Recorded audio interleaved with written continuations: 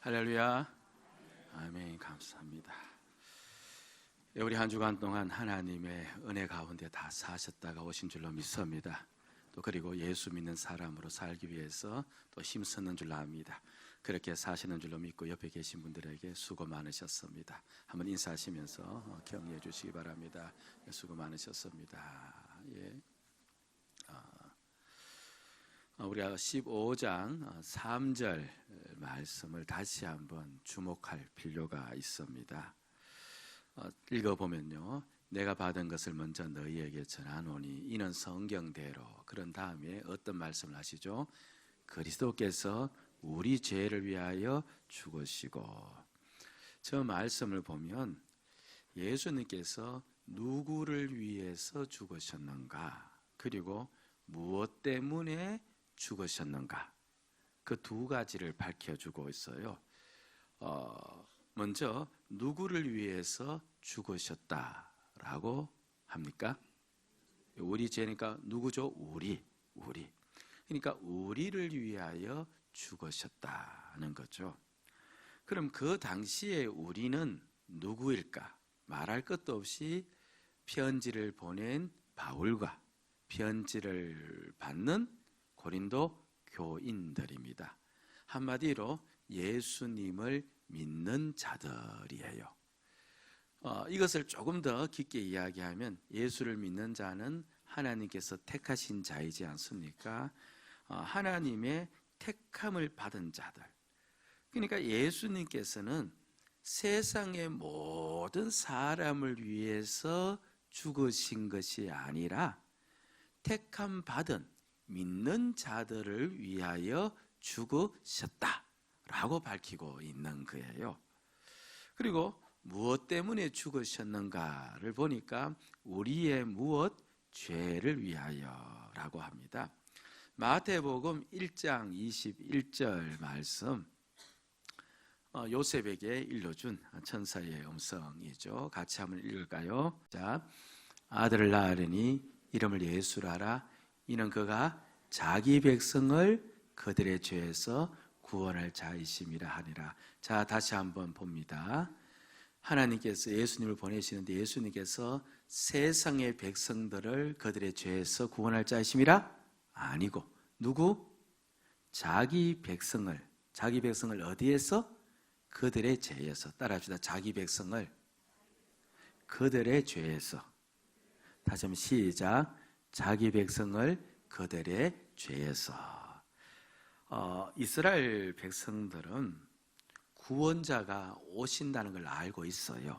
그런데 그 구원자가 자신들의 죄를 위해서 오신다는 것은 도무지 이들이 깨닫지를 못하였습니다. 당시 이들이 로마의 압제 밑에 있었는데요, 그러니까 사회 경제적으로 얼마나 큰 억압과 착취를 당했는지 몰라요. 로마가 이스라엘을 지배하기 이전에는 헬라라고 해서 그리스가 이스라엘을 지배했어요. 그리스가 이스라엘을 지배하기 이전에는 페르시아가 이스라엘을 지배한 거예요. 물론 그 위에는 또 바빌론이. 그러니까 수백 년의 기간에 걸쳐서 외세가 이스라엘을 지배한 겁니다. 자, 그러다 보니까 외국인들이 이스라엘의 땅의 주인이 된 곳이 상당히 많은 거예요. 그러니까 대부분의 지주들은 이스라엘 백성들이 아니고 외국인들이었습니다. 그러니까 이스라엘 백성들은 소작농으로 전락을 해버린 겁니다. 같은 동포도 아니고 외국인들이 주인이 되어서 그 밑에 이스라엘 백성들을 종으로 부리고 있으니까 여러분들 당연히 착취를 했겠죠. 그렇죠. 당연히 그들에게서 경제력을 빼앗고 노동력을 착취하면서 자신의 배를 불리지 않았겠습니까? 그런 상황입니다. 그런데 그 당시 이스라엘을 다스리는 왕이 있었는데 이름하여 우린 누구라고 알고 있어요?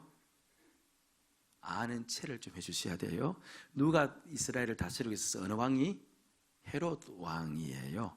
그런데 헤롯 왕은 에돔이라는 족속이에요. 이스라엘 민족이 가장 혐오하고 싫어하는 족속이 몇 개가 있는데 모압, 암몬, 그 다음에 에돔입니다. 그러니까 얘도 이스라엘이 가장 싫어하는 족속인 이스라엘이 아니에요. 외국이란 말이에요. 외국의 왕이 어떻게 이스라엘의 왕이 될 수 있었을까? 이상하지 않습니까? 그런데 당시 누가 이스라엘을 다스리고 있었어요? 로마입니다. 이 에돔의 족속인 이 헤롯이 로마 황제에게 잘 보였던 거예요. 한마디로 아부를 그래서 이스라엘의 왕권을 따낸 겁니다. 한마디로 사버린 거예요. 그래서 이스라엘의 왕이 되어서 이스라엘을 다스리고 있었던 것이죠. 자, 보세요. 로마는 모든 정복한 국가로부터 세금을 받았습니다.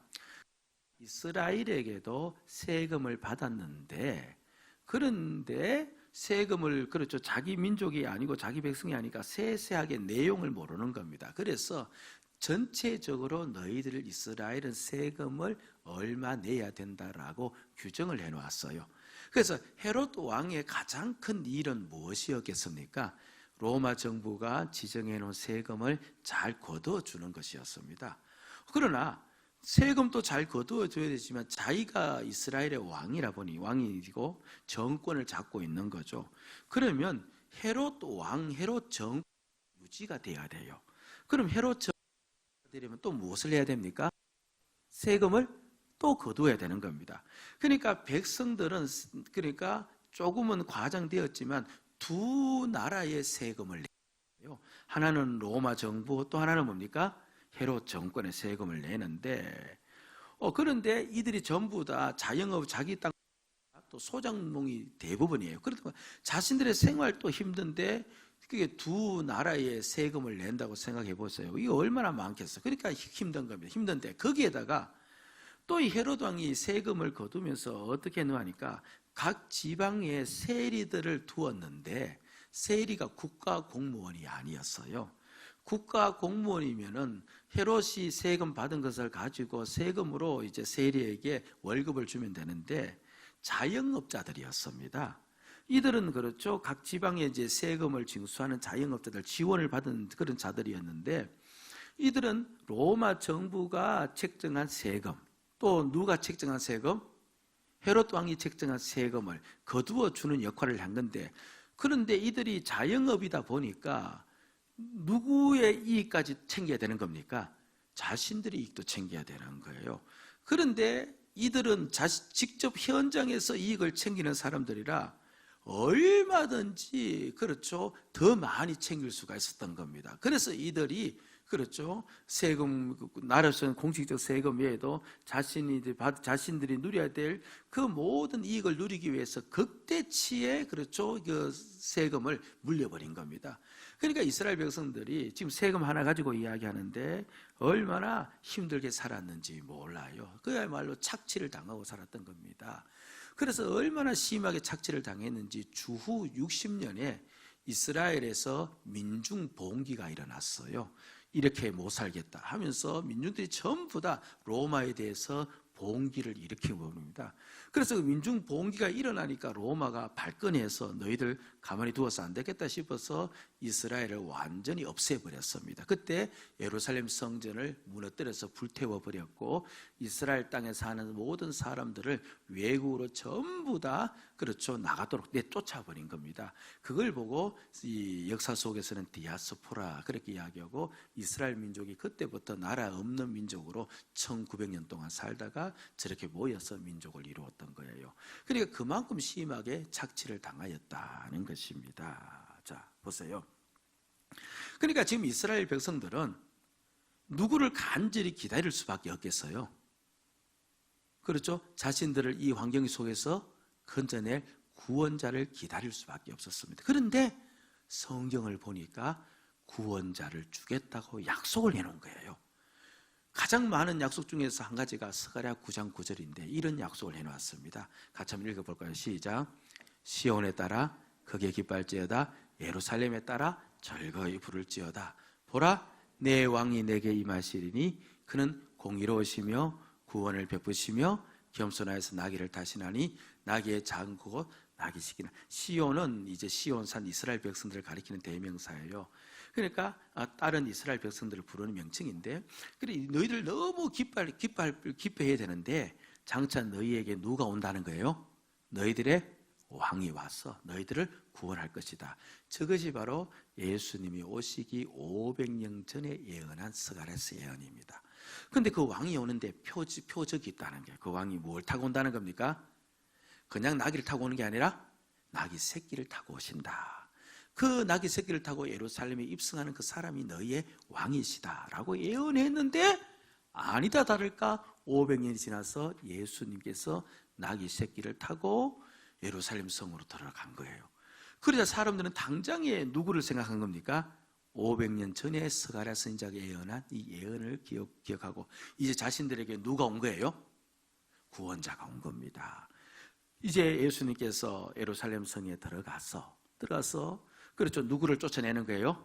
헤롯을 쫓아내고 왕이 되어서. 근데 그럴 만한 능력이 예수님께서 다 보여주셨잖아요. 물을 포도주로 만들고 죽은 자를 살리시고, 그리고 바람과 파도를 잠재우시고 오병이어의 기적을 일으키시고. 그럼 그 주님이 들어가기만 가면 헤롯 왕은 쫓아내는 건 말도 아니고, 그렇죠. 로마 정부가 무너진 건 말도 그 말할 필요가 없는 겁니다. 그러니까 온 백성들이 다 성 밖으로 나왔어요. 성 밖으로 나와서 옷을 다 깔고, 그들은 겉옷을 입고 있었거든. 겉옷을 깔면서 호산나 왕으로 오시는 이여, 왕으로 오시는 이여, 이제 우리가 압제와 착취에서 드디어 해방되었다라고 환호를 짓고 있었습니다. 그런데 예수님께서 하실 말씀은 이런 거예요. 나는 그런 압제와 착취에서 너희들을 구원하기 위해서 온 것이 아니다라는 겁니다. 그럼 무엇에서? 바로 너희들의 죄에서 너희들을 구원하기 위해서 왔다, 그렇게 말하는 거예요. 그러니까 이스라엘 백성들이 그걸 이해할 수가 있다 없다? 이해할 수가 없는 겁니다. 그러면 자기들의 죄에서 자기들을 구원하기 위해서 왔다고 하는데, 정히 죄에서 구원하자면은 누구 죄가 더 커요? 헤롯의 죄가 더 커요. 그렇죠. 압제당하면서 착취당하면서 원망하고 불평하는 이스라엘 백성들의 죄가 더 커요. 누구의 죄가 더 큽니까?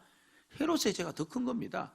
그리고 엄격히 이야기하면 죄의 근본은 어디서부터 왔어요? 로마로부터 온 겁니다. 로마가 그렇죠. 자기 민족도 아닌데 자신들의 정복욕과 권력욕과 야망으로 자신의 민족을 이렇게 짓밟고, 그렇죠. 자신에게 세금을 빼앗아가고, 이 로마의 죄가 훨씬 더 큰 겁니다. 큰 겁니다. 그러면 예수님께서 죄로부터 구원하기 위해서 정이 오셨다면 누구의 죄로부터 우리를 구원해야 돼요? 로마의 죄? 헤롯의 죄로부터 자신을 구원해야 되는데, 그런데 로마의 죄도 아니고 헤롯의 죄도 아니고 누구의 죄? 너희들의 죄로부터 내가 너희를 구원하기 위해서 왔다라고 하니까 이게 안 믿겨진 거예요. 우리의 일상으로 돌아와서 이야기를 정의하자면, 설명하자면 이렇습니다. 이제 아파트 건설업체가 원가를 절감하기 위해서 아파트를 지었는데 부실 공사를 한 거예요. 그런데 여하튼 입주민들은 그것도 모르고 다 입주를 했는데 살다 보니까 이 부실 공사했다는 것이 표적이 다 나타납니다. 그렇죠. 창틀, 창문 모든 것에서 원재료를 쓰지 않고 부실 공사해서 살기가 너무 불편한 겁니다. 그래서 이제 다 정상으로 돌려놓아라 하니까 이 아파트 건설업체, 이 업체가 아이고 뭐 시간도 다 지났는데 못하겠습니다, 이렇게 나온 겁니다. 그럼 어떻게 해야 될까요? 어떻게, 여러분 우리 같으면 어떻게 해야 돼요? 아니 가서 따져야죠. 아니 안 따질 거예요? 아니 잘못했잖아요. 거기가 건설이 잘못했으니까 당신이 계약대로 하지 않아서 당신이 이 모든 사실들을 다 정상으로 복귀해 놓아야 됩니다라고 이야기를 해야죠. 그건 잘못된 게 없어요. 그건 계약을 위반했기 때문에 위반한 쪽에 가서 이야기는 정상입니다. 그래서 이제 이들이 전부 다 아파트 입주민이 다 이제 건설업체에 이제 달려가서 그렇게 따지는데, 따지다 보니까 이제 감정이 격앙되는 겁니다. 그래서 결국 마지막에 폭발해버린 거예요. 폭발하면서 그 사람들한테 욕이란 욕은 다 하는 겁니다. 그리고 저주를 퍼붓고 이 건설업체는 망해도 사다면서 막 욕을 하고 있는데, 근데 제가 그때 이제 그 앞에 딱 가서 그 앞에 가서 이제 막 이제 욕을 하고 있는 그들 앞에서 우리 예수님께서 당신들의 그 죄 때문에 죽으셨습니다, 회개하십시오라고 이야기하면 누가 죽을까요? 누가 죽을까요? 제가 죽습니다. 왜냐하면 이 사람들이 이렇게 분노하고 이렇게 저주하는 까닭은 누구 때문이에요? 건설업체의 죄 때문이에요. 그러면 건설업체 앞에 가서 회개하라고 해야지 왜 우리가 당하는데 당한 우리들에게 와서 너가 회개하러 하느냐, 이게 말이 되느냐, 받아들일 수가 없는 겁니다. 마찬가지로 이스라엘 백성들이 그게 안 받아들여진 겁니다. 로마와 헤롯이 우리를 압박했지, 착취해서 우리가 그것 때문에 힘들어하면서 이렇게 지금 그렇죠, 원망하면서 저주하고 있는데 왜 그 사람들 앞에 가서 그렇게 해야지 우리에게 와서 그렇게 하느냐, 이게 말이 안 되는 겁니다. 자 보세요, 예수님께서 역사의 무대에 등장하셔서 첫 번째 하신 말씀이 뭐냐니까 회개하라, 천국이 가까이 왔다. 그거를 누구 앞에서 한 겁니까? 이스라엘 백성들에게 한 겁니다. 그럼 이스라엘 백성들의 논리로 하면 예수님은 지금 어디로 달려가서 해야 돼요? 바로 빌라도 총독이 머물고 있는 가이사랴에 가서 이야기해야 되고, 관제에 가서 이야기해야 되고, 아니면 뭡니까? 헤롯이 살고 있는 궁 앞에 가서 플랜카드 치고 예수님 12제자, 뒤 12제자를 배열시킨 가운데 회개하라고 해야 되는데, 예수님이 헤롯에게도 그 다음에 빌라도에게도 가지 않고 누구에게 핍박받고 착취당하여 그것 때문에 불평하고 불만하고 있는 그들을 향하여서 너희가 회개해야 된다. 나는 그들의 죄에서 너희들을 구원하기 위해서 온 게 아니고 너희들의 죄에서 너희들을 구원하기 위해서 왔다라고 지금 이야기를 하고 있는 겁니다. 예? 더 일상으로 좀 돌아오시기를 바랍니다. 참 용서가 안 되는 사람이 있어요. 없어요? 예, 하여튼 예, 있을 수 있습니다. 용서가 안 되고 보고 싶지 않은 사람도 있을까요? 없을까요? 있을 수가 있습니다. 사실 가족 간에도요, 뭔가 틀어지면 보기 싫을 때가 있잖아요. 그래서 다시는 그 사람 보지 않겠다, 다시는 그 사람과 말도 섞지 않겠다, 내가 그 사람의 눈길이나 한번 주나 봐라 하면서 마음속에서 그와 같은 그렇죠, 이제 격한 마음을 가지고 그 사람을 향한 원망과 미움이 자리 잡을 수가 있습니다. 이해는 다 해요. 얼마나 답답했으면, 얼마나 그 사람이 힘들게 했으면, 얼마나 그 사람이 그렇게 그렇죠 나쁘게 했으면 저렇게 할까. 그런데 그 사람이 성도라면은 자기가 그렇게 다시는 그 꼴 보지 않겠다, 그 모습 보지 않겠다라고 말 섞지 않겠다라고 그 속에 미움을 가지고 있는 그것이 죄임을 알까요, 모를까요? 성도라면 알겠죠? 압니다. 그런데 용서가 돼요, 안 돼요? 용서가 안 되는 겁니다. 오늘 말씀이 뭐냐니까 그겁니다. 그렇게 용서 안 되는 그 너의 그 죄에서 너를 뭡니까? 구원하기 위해서 내가 왔다. 너를 힘들게 하고 너에게 억압을 주는 그 사람의 죄가 아니라 너가 그렇게 참지 못하고 그 사람에 대해서 그렇죠 분을 사귀지 못하고 있는 그 죄에서 너를 구원하기 위해서 왔다. 이렇게 주님이 이야기를 하고 계시는 거죠.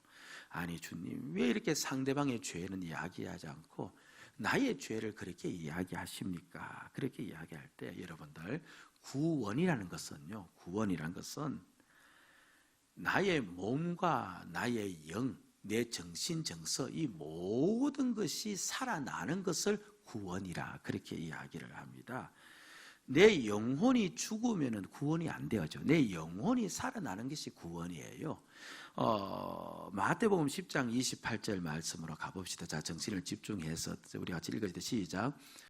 몸은 죽여도 영혼은 능히 죽이지 못하는 자들을 두려워하지 말고 오직 몸과 영혼을 능히 지옥에 멸할 수 있는 일을 두려워하라. 무슨 말인가 하니까 헤롯과 로마의 정부는 너희들의 무엇은 죽일 수 있다는 겁니까?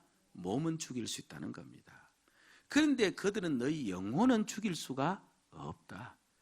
그런데 몸과 영혼 너희들을 완전히 멸망시킬 수 있는 존재가 있다. 그게 누군가? 하나님이시다. 하나님께서는 어떤 자를 멸망시키는가? 죄 가운데 있는 자를 멸망시킨다. 죄가 그 사람에게 있으면은 그 사람은 무엇을 당한다? 멸망을 당한다. 다른 사람의 죄는 나에게 육신적으로 힘들게 하고 마음으로 힘들게 해서 나를 그렇죠 공고하게 만들 수 있는지 모르지만 내 영혼은 죽이지 못한다. 그런데 너희 안에 있는 그 죄는 하나님의 심판 속에 있는 죄이기 때문에 그 죄로 인하여서 너희는 완전히 멸망을 당한다. 완전한 멸망, 이걸 이제 하나님께서 우리에게 좀 보여주어야 되거든요. 좀 우리로 하여금 이제 이해하도록 하기 위해서 하나님께서 이제 그림을 우리에게 보여주신 겁니다. 그게 뭐냐니까 제사 그림이에요. 이스라엘 백성들이 죄를 지으면 그 죄에 대한 값을 치러야 되는데, 그걸 이제 보여주기 위해서 어떤 일을 행했냐니까 동물을 데려오라는 겁니다. 동물을 데려와서 너 대신 그 동물을 죽게 하는데, 그러니까 한마디로 희생제물이죠. 그 동물을 희생을 삼아서 너가 이제 그렇죠, 죄에서 구원받은 것을 보여주기 위하는데 이렇게 하는 거예요. 이제 양을 데려오면요, 이 죄를 지은 사람이 자기 죄를 알잖아요. 그 동물의 이제 머리에다가 손을 얹고 이제 안수를 하는 겁니다. 그러니까 나한테 있는 이 모든 죄가 어디로 옮겨지기를 원하는 거예요? 동물에게 옮겨지기를 원해요. 그 전가를 시키는 겁니다. 자, 그러면 이제 동물이 그 죄를 전가받았어요. 그럼 전가받은 그 동물을 어떻게 하느냐 하니까 일단은 껍질을 벗겨요. 그리고 껍질을 벗긴 다음에 물론 속에 있는 내장을 전부 다 발치해서 내어버려요. 그리고 남아있는 그 몸통의 모든 부분들을 조각조각 내어요. 조각조각 낸 고기와 그 모든 것들을 전부 다 불 위에 올려서 살라버려요. 한마디로 죄 때문에 희생제물이 죽는데 희생제물이 흔적도 없이 어떻게 되어지는 겁니까? 사라져버린 거. 이걸 보고 멸망이라고 그렇게 이야기를 하고 있는 겁니다. 한 사람의 악함이 다른 사람에게 고통은 줄 수 있지만서도, 그러나 죄는요 사람을 멸망에 빠뜨려요. 무슨 말일까? 나의 정신과 몸과 영혼은 이 모든 것을 죽여버리는 겁니다. 내 영혼을 지옥불에 던져버리고, 그 사람의 죄가 나를 지옥에 던질 수 있어요, 없어요? 없어요. 그런데 나의 죄는 나를 지옥불에 던져버리고 이 땅에 살면서 죄 가운데 살면서 그래서 죄의 노예가 되어 살도록 만들면 내 정신과 정서를 그야말로 황폐화시켜버리고, 그리고 내 육신까지도 죄 가운데 삶으로써 내 육신까지도 망쳐버리는 것이 죄입니다. 죄예요. 주님께서는 우리가 영생을 얻기를 원하고 우리가 멸망당하지 않기를 원하여서 주님께서는 내가 너희들의 죄에서 너를 건져주기를 원해서 왔다, 그렇게 이야기를 하는 거예요. 가나안 농군 학교를 만든 사람 김용기 장로님이시죠. 그 김용기 장로님이 어린 아이였을 때, 30살 때 원인 모를 병으로 이제 죽어가야만 됐습니다. 그의 아버지가 김춘교 씨인데 한학자예요. 그런데 자신의 30살밖에 되지 않은 그 아들이 이제 원인 모를 병으로 죽어가니까 온갖 약을 다 써도 안 되니까 얼마나 답답했겠습니까? 그렇게 아픈 마음을 부둥켜 안고 자신의 죽어가는 아들을 바라보고 있는 그때에 동네마다 이제 전도인이라는 사람들이 그 당시 쪽지 보호금 한 장씩을 이렇게 집안으로 쑥쑥 던져주고 이렇게 이제 전도하러 다녔는데, 이 김춘교 아버지가 있는 김춘교 집에 전도 쪽지 한 자가 하나가 날아와 있었던 겁니다. 그래서 요서만한 크기에, 그렇죠, 그 안에 성경 구절이 적혀 있는데 잘 알고 있는 요한복음 3장 16절이 기록되어 있는 거예요. 하나님이 세상을 이처럼 사랑하사 독생자를 주셨으니 이는 그를 믿는 자마다 멸망하지 않고 영생을 얻게 하려 하심이라. 그를 믿는 자마다 멸망하지 않고 영생을 얻는다. 한학자예요. 한학자고, 그리고 이 김춘교 아버지가 범사가, 그렇죠, 그냥 보지 않고 사려 깊게 보았다, 그렇게 이야기합니다. 그러니까 자신의 집에 온 그 전도 쪽지 함부로 보지 않고 무언가 한학자이면서 또 사려 깊은 자이다 보니까 주의 깊게 본 거예요. 보다 보니까 단어가 눈에 확 들어오는 게 있는 겁니다. 어떤 단어가 들어왔을까요? 예? 성경 요절을 다시 띄워야 됩니까? 어떤 구절이 들어와서 어떤 단어가 들어왔을까요? 자기 아들이 지금 죽어가고 있는데, 근데 예수를 믿으면 어떻게 되어져요? 영생을 얻는다니까. 생명도 그냥 생명이 아니고 영생을 얻는다니까 거기에 들어온 겁니다. 그 글자가 들어오면서 스쳐 지나가는, 그렇죠, 한자어가 생각나는 겁니다. 그게 뭐냐니까 이 한학에서는 순천자흥, 순천, 하늘의 뜻에 순종하는 자는 흥하고, 그렇죠, 역천자망, 하늘의 뜻을 거스린 자는 망한다. 그 비슷한 구절이 있거든요. 그러니까 하늘의 뜻을 따르는 자는 흥하고 거역하는 자는 망한다라고 되어 있는데, 그 구절과 성경 구절과 대비하니까 이게 비교가 안 되는 거예요. 우리는 단순히 망하고 흥하는데, 성경의 말씀을, 이 쪽지 복음을 보니까 예수를 믿는 자는, 그렇죠, 흥하는 정도가 아니라 영생을 얻고, 망하는 정도가 아니라 멸망을 한다, 이렇게 되어 있거든요. 그러니까 삶을 사는데 그냥 사는 것이 아니라 영생의 삶을 살고, 망해도 그냥 망하는 것이 아니라 흔적도 없이 망한다. 이게 이제 이분의 길에, 이분의 눈에 확 들어온 겁니다. 그럼 누구를 믿어야 돼요? 그럼 예수를 믿어야 된다. 그래서 예수를 믿었대요. 하이, 목사님 그거 어떻게 그렇게 쉽게 믿어요? 믿었대요. 좀 믿어주세요. 그리고 믿고 곧장 자신의 집안 사람들 전부 다 불러서 선포했다지 않습니까? 내가 오늘 이 쪽지 복을 보면 이런 내용이 있다. 지금 오늘 우리 집 다 예수 믿기로 하겠다니까 또 집안 식구들이 전부 다 믿었대요. 우리는 믿었다 해도 안 믿어요. 그런데 믿은 거예요. 그걸 믿고 그 집안에 예수를 믿었는데, 여하튼 뭐 김용희 장로님 말씀으로는 내가 아버지의 믿음의 반만 따라가도 나는 이렇게 살지 않았을 것입니다 라고 고백할 정도로 그때부터 그렇게 잘 믿었다 합니다. 근데 여하튼 예수를 믿지 않으면 멸망당한다. 흔적도 없이 그 사람은 없어진다. 이게 실제로 한 줌의 재가 되어 없어진다는 말이 아니라 몸뚱아리, 내 정신, 내 정서, 내 영혼, 이 모든 것이 그야말로 고통 가운데 살게 되어지는, 완전히 죽음 가운데 살게 되어지는 그런 일을 당한다는 겁니다. 이게 멸망이에요. 하나님이 보십니다. 다른 사람의 죄로 인하여, 로마의 죄로 인하여 고통은 당하고 있어요. 안타까워요. 그 고통에서 건져주고는 싶어요. 그런데 그들이 지금 그 로마를 향하여서 독서를 퍼붓고 있고 악을 퍼붓고 있는 겁니다. 무엇을 가슴속에 가지고 있는 거예요? 죄를 가지고 있는 거예요.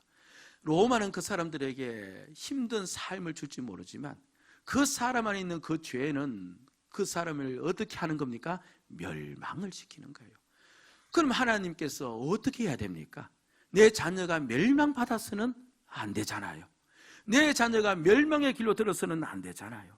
그래서 예수님을 이 땅에 보내셔서, 보세요, 똑같아요. 동물을 잡아 가죽을 벗기듯이 예수님을 발거벗게 만들어 십자가에 매달았어요. 그리고 예수님을 십자가에서 갈기갈기 찢어버린 거예요. 십자가의 형틀은요, 3시간, 6시간 동안 길게 해서 계속해서 형벌을 받는데 나중에 온몸이 찢겨지는 고통을 당한다, 그렇게 표현을 해요.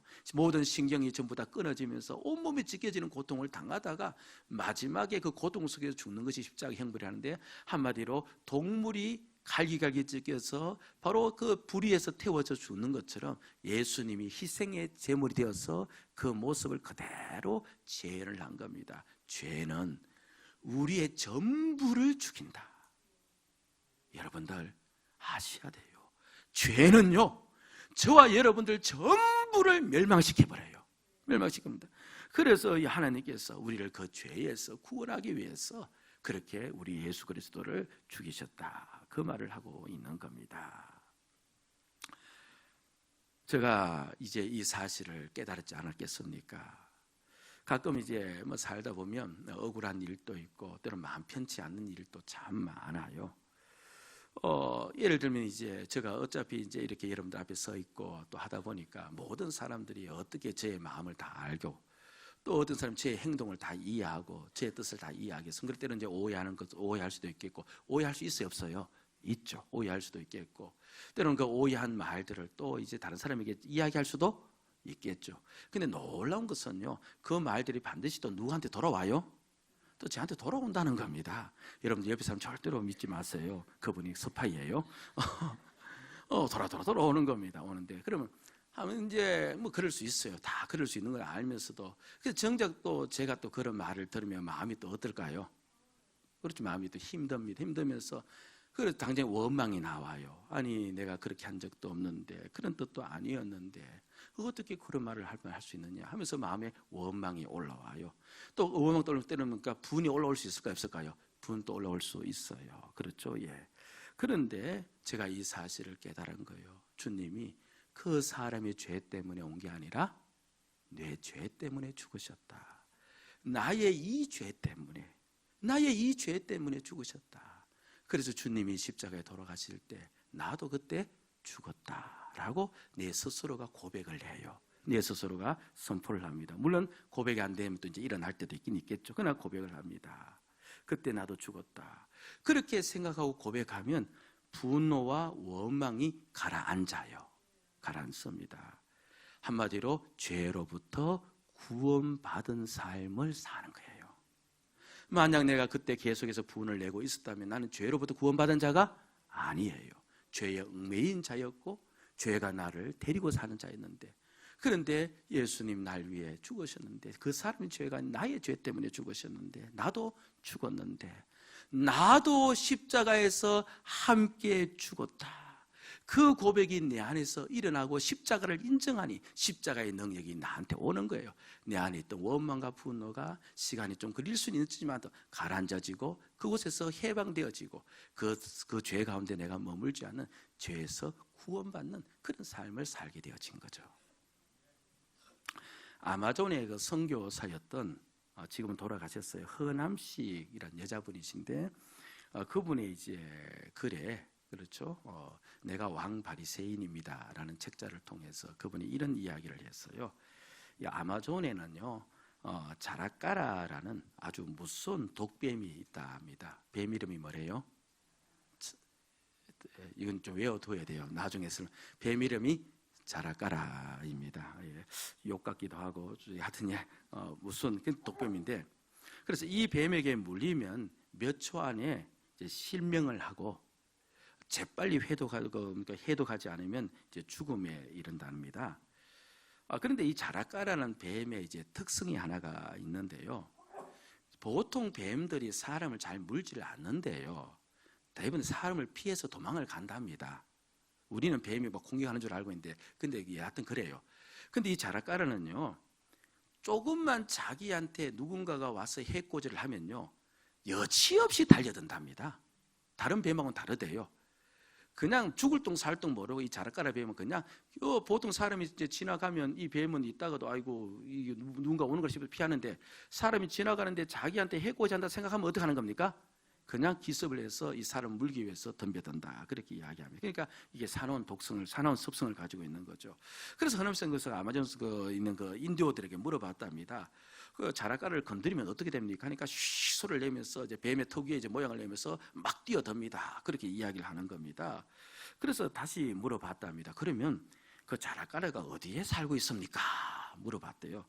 그러자 인디오들이 이렇게 대답을 하더랍니다. 내 안에 있지요. 내 안에 있지요. 예. 사실 그래요. 돌아보면요, 우리가 자라까라 못지않게 독한 존재들이에요. 조금만 마음에 들지 않아도 우리는 힘들어해요. 조금만 내 뜻에 맞지 않아도 우리는 불쾌해요. 조금만 자신의 말을 듣지 않아도 실망하면서 말을 섞으려고 하지를 않아요. 조금만 내 눈에 어긋나면 다시는 그 사람 보지 않으려고 해요. 내 안에 무엇이 있어요? 자라까라가 있는 거예요. 조금만 건드려도, 자녀든 남편이든 가정이든 누구든 간에 나를 건드려도 나는 그것에 대해서 참지를 못하는 내 안에 자라까라가 있어요. 죄가 있는 겁니다. 주님께서 오신 까닭은요, 그 죄에서 나를 해방시키기 위해서 오신 거예요. 나로 하여금 힘들게 하는 그 사람의 죄가 아니라 내 안에 있는 이 자라까라, 이 죄에서 나를 해방시키기 위해서 나의 희생 제물이 되어서 십자가에서 돌아가셨다는 겁니다. 내 안에 자라까라가 올라올 때마다 이 자라까라를 올라오게 하는 것은 그 사람이 아니다는 것을 인정을 하시고, 그리고 내 죄 때문에 주님이 죽으셨다는 사실을 고백하시고, 그래서 이 자라까라가 주님의 은혜로 잠재워지는 그 역사가 우리에게 일어나야 됩니다. 여러분들, 내 안에 죄가 솟음칠 때마다 다른 사람에게 시선 돌리지 마세요. 주님이 이것 때문에 오셨다. 주님이 나의 이 죄 때문에 돌아가셨다. 그리고 나도 그때 주님과 함께 죽었다. 고백하시고 그 사실을 상기시키시고 믿으시면 비록 짧은 시간이지만 그렇게 살아가면 주님의 십자가가 헛되지 아니해서 오늘 능력이 되어서 내 안에 오셔서 내 그렇게 고백하는 자의 그 원망과 그 분노와 힘듦을 가라앉혀 주시는 역사로 이어질 줄로 믿습니다. 죄에서 구원을 받은 자의 삶이에요. 죄로부터 해방된 자의 삶인 겁니다. 어떨 때는 내 안에 자락가라 하는 사람은 실제로 물때가 있어요, 없어요? 물때가 있습니다. 나의 실상을 보는 거죠. 내가 이런 자밖에 되지 않다는 나의 실상을 보는 겁니다. 주님의 십자가를 헛되게 만드는 그런 나를 보는 겁니다. 그런 나의 실상을 보면서 내가 또 회개하는 겁니다. 주님, 내가 이런 자밖에 안 됩니다. 회개하면서 다시 십자가의 용서를 구할 때 주님께서 또 은혜를 주어서 나라에 일어서게 만들거든요. 여러분들 어떠하든 바로 우리가 다른 사람의 죄가 아닌 내 죄로부터 구원받았다는 사실을 기억하시고 죄에서 구원받은 자의 삶, 죄로부터 자유한 자의 삶을 살아가는 그 십자가를 바라보면서 그 죄를 이기며 살아가는 그 넉넉한 삶이 우리 가운데 있기를 주의 이름으로 축복을 드립니다. 아멘. 나 자유 얻었네, 너 자유 얻었네, 우리 자유 얻었네. 나 자유 얻었네, 너 자유 얻었네, 우리 자유 얻었네. 주 말씀하시길 죄사슬 끊겼네, 우리 자유 얻었네. 할렐루야. 나 자유 얻었네, 너 자유 얻었네, 우리 자유 얻었네. 한 번 더 합시다. 나 자유 얻었네, 너 자유 얻었네, 우리 자유 얻었네. 나 자유 얻었네, 너 자유 얻었네, 우리 자유 얻었네. 주 말씀하시길 죄사슬 끊겼네, 우리 자유 얻었네. 할렐루야. 나 자유 얻었네, 너 자유 얻었네, 우리 자유 얻었네. 우리 시간 고백하면서 한번 기도합시다. 주님이 나의 죄를 위해서 죽으신 거로, 나를 죄로부터 구원하기 위해서 죽으신 거로 이제 죄에서 구원받은 자의 삶을 살기를 원합니다. 죄에서 자유한 자가 되게 하여 주옵소서. 죄에 묶여있는 자, 죄에 속해 있는 자가 아니라 죄로부터 해방된 자가 되게 하여 주옵소서. 여러분, 그러면 내가 손해볼 것 같고 내가 다 잃을 것 같아 보일지라도 아닙니다. 그게 영생이고 그게 살리는 길이에요. 나도 살 뿐 아니라 내 모든 주변의 삶도 살리는 길입니다. 주여, 죄에서 구원받은 자로 사는, 그래서 살리는 삶을 살아갈 수 있도록 도와주옵소서. 같이 한번 간절히 이 시간 기도드립니다.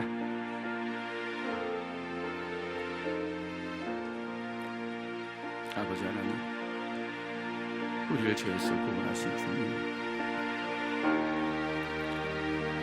이 죄를 알게 해주시옵기를 원합니다. 주님은 나의 죄로부터 나를 구원하기 위해서 오셨지. 주님은 나의 죄로부터 나를 구원하기 위해서 오셨지. 세상의 죄로부터 나를 구원하기 위함이 아님을 깨닫게 해주시옵기를 원하옵나이다.